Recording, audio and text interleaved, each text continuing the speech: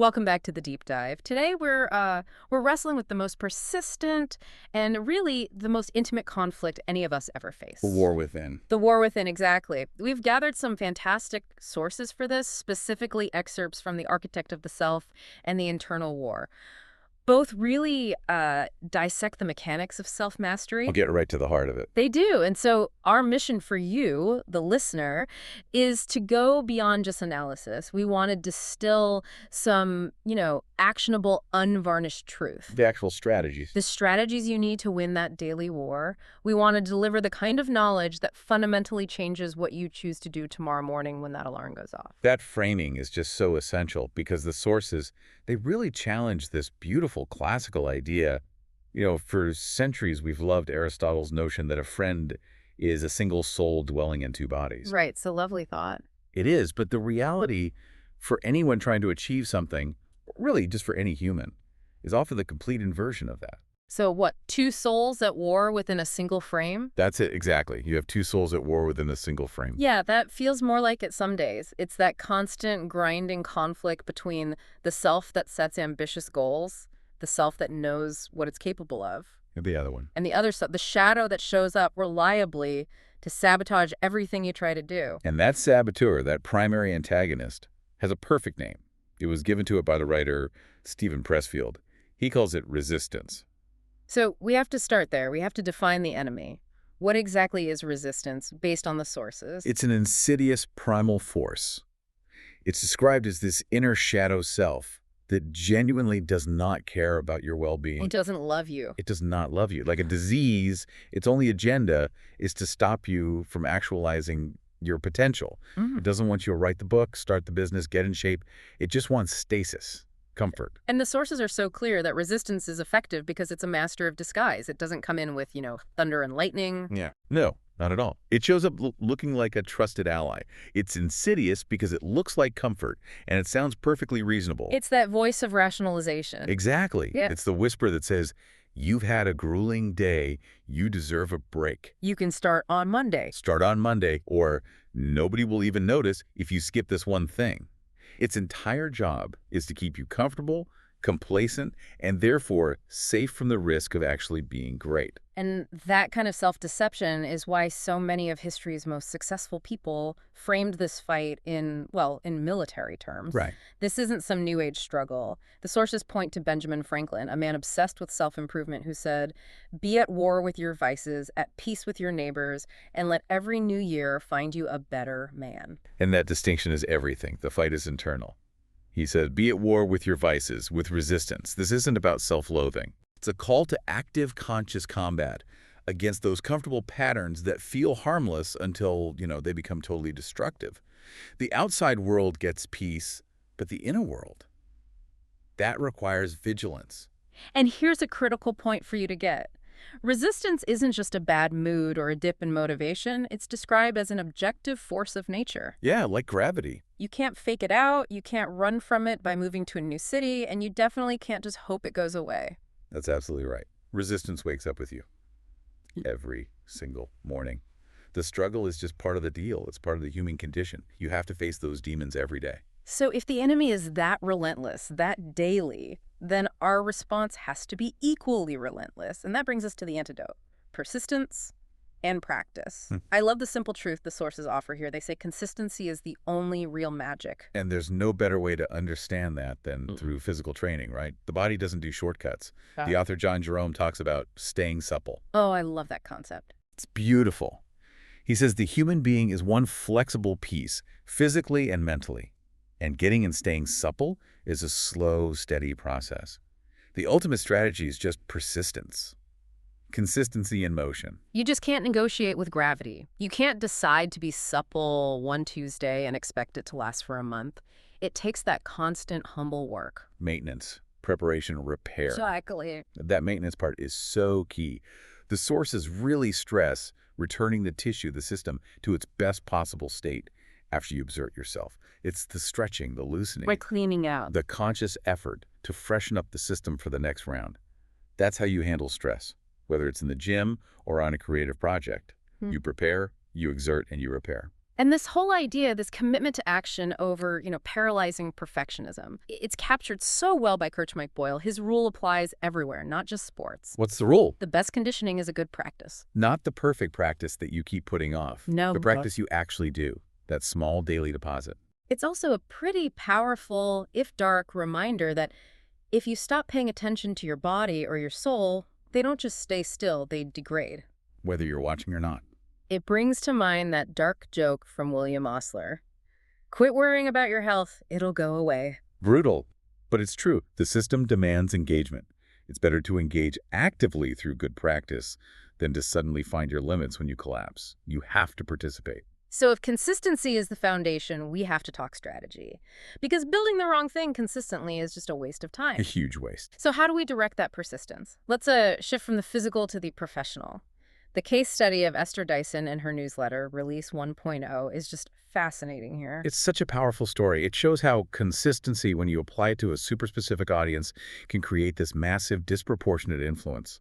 She started this back in 1983. And it was physical, like literally printed on blue paper and mailed. Can you imagine? And here's where it gets interesting. By 87, it was monthly, and it cost a fortune, $700 a year. Wow. And at its peak, it had fewer than 5,000 subscribers. In today's world, 5,000 subs sounds like nothing. But that's the whole point.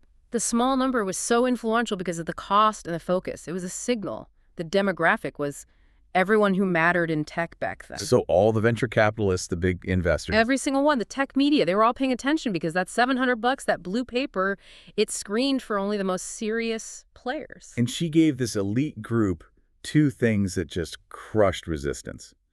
First, she had the guts to go first, to say, this is what's coming next in technology. She put a stake in the ground. And second, she became the agenda setter, the coordinator. By curating topics and laying out this clear, consistent viewpoint, she basically dictated what the entire industry was talking about. And she made her money not just from the fees, but from the investments she made based on that knowledge. Exactly. Her success was all rooted in relentless, disciplined consistency. So her victory over resistance wasn't about going viral. It was about showing up for the right people consistently with high value. Day after day. Creation over comfort, but always with a specific target. And that target, that's the critical distinction. Consistency is great, but it has to be pointed in the right direction. There's a profound warning in the sources about this. Which is? Be wary of making excellent time along the wrong path. Oof. Yeah. Resistance is cunning. Sometimes it will let you work incredibly hard just on the things that don't actually matter. That distinction between just being exhausted and being strategic, it's everything. We need a compass. Yeah. And this need for direction is captured perfectly in what's known as the Knoll Credo. It's so simple. Plan the hunt the hunt, discuss the hunt. The microcycle of strategy. It is. You have to know what you're after before you start. Then you have to actually do it, execute the plan. But tell me about that last part. Discuss the hunt. How does that apply to self-mastery? That's the conscious check-in. It's the moment of humility and learning. It's asking yourself, okay, did my persistence actually move me in the right direction? What did resistance try to pull on me today? Exactly. If you don't discuss and analyze the action, you just repeat the same mistakes tomorrow, no matter how hard you worked. That kind of discipline prepares us for real combat. So now that we have the mindset, persistence, and the direction strategy, let's look at the actual tactics for the daily struggle. The sources bring up the Navy SEALs laws of combat. A perfect handbook for this internal war. Why do they translate so well? Because they're designed for clarity and effectiveness under extreme pressure.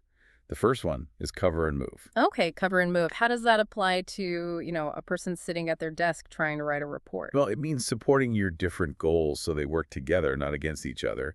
Your fitness routine is your cover for your demanding job. It gives you the energy you need. Ah, I see. Your relationships are your cover for your ambition because they provide the emotional support you need to keep going. Every part of your life should cover the other. That makes sense. The second law is simple.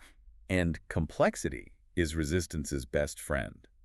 If your morning routine has 12 steps or your strategy needs a 3-hour planning session, you're not going to do it. You're not going to do it. Not when you're tired. You have to keep your practice clear, concise, simple. The simpler the system, the harder it is for resistance to find a crack. Then we get to the core of it all. Prioritize and execute. This is just the brutal necessity of finding the one single most important thing that moves your mission forward today. Your MIT. Your MIT. And if you don't attack that first, resistance will fill the day with endless low-value tasks that feel productive but aren't.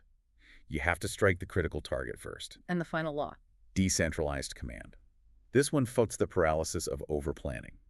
It means trusting yourself to make good decisions in the moment without needing to get permission or find the perfect plan for every tiny move.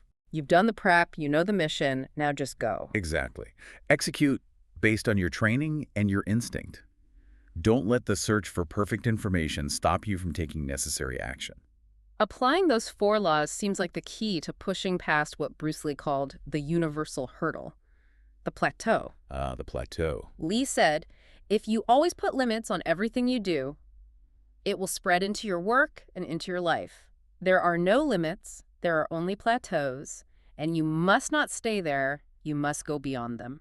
That is such a powerful metaphor, because if you've ever tried to lift a heavier weight or write a difficult chapter, you know that feeling. You hit a hard ceiling. And that's exactly where resistance gets you. The plateau is its favorite trick. It takes that feeling of struggle and it convinces you that the ceiling is permanent. It tells you, this is it. This is as far as you can go. Just settle here. Right.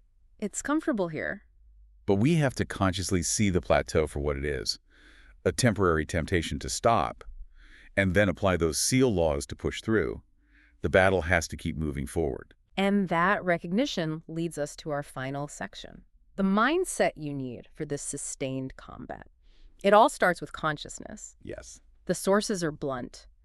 If we are not involved in the process of consciousness, we are unconscious.